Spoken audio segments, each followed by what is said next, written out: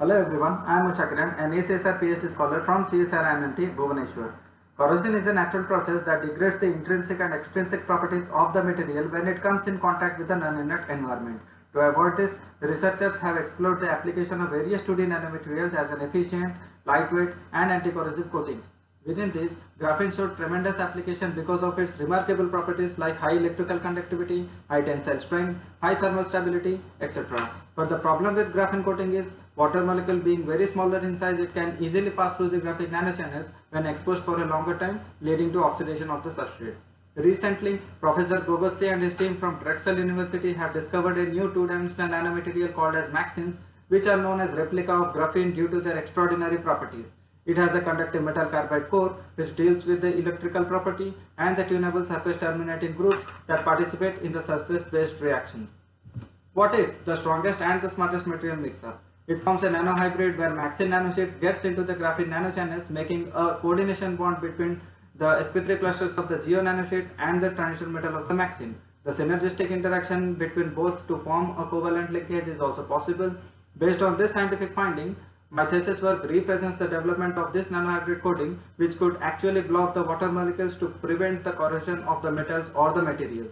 I have performed the coating of this nanohybrid via a simple and cost-effective electrophoretic deposition technique on a copper substrate. This anti-corrosive coating could also be used for various other applications. For the nanohybrid coating, synthesis of high-quality MaxSin and graphene is an important task. MaxSins can be prepared from their corresponding three-dimensional max phases, where M is the early transition metal, A is the post-transition metal, and X is carbon or nitrogen. Successful synthesis of high-pure silicon-based max phase was done using pressureless sintering method.